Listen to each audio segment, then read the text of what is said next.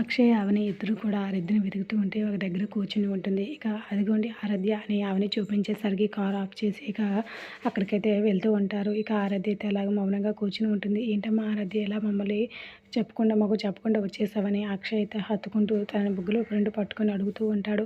ఎందుకురా మాకు చెప్పకుండా ఇటు వచ్చేసావు? ఎవరు నిన్ను ఇక్కడికి తీసుకొచ్చారు? ఎందుకు ఇక్కడ ఒంటరిగా కూర్చున్నావు? ఏమైంది చెప్పమ్మా అనేసి అక్షయ్, అవని ఇద్దరు కూడా అడుగుతూ ఉంటారు.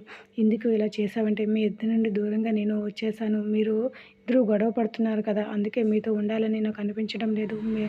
అందుకే వచ్చేసాను అని అంటూ ఉంటుంది ఆరాధ్య అయితే. ఆరాధ్య మాటలకు ఒక్కసారిగా అటు అక్షయ్, ఇటు అవని ఇద్దరు కూడా షాక్ అయ్యి తన వైపే చూస్తూ ఉండిపోతారు. అవును, మీ ఇద్దరు నాకు చాలా ఇష్టం. మీ ఇద్దరు ఇలా గొడవ పడుతూ ఉండడం నాకు అస్సలు ఇష్టం లేదు.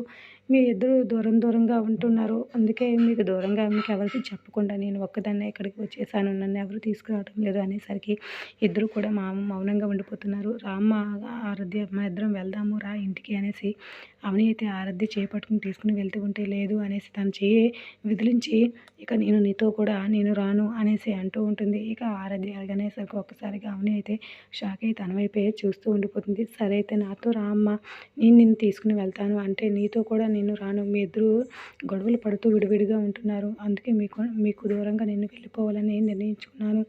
మీరు గొడవ పడుతూ ఉండడం నాకు ఇష్టం లేదు. మీరు కలిసి ఉంటేనే మీతో వస్తాను, లేదంటే మీకు దూరంగా వెళ్ళిపోతాను అని ఆరాధ్య అన్న మాటలకు ఇద్దరు కూడా షాక్లో ఉంటారు.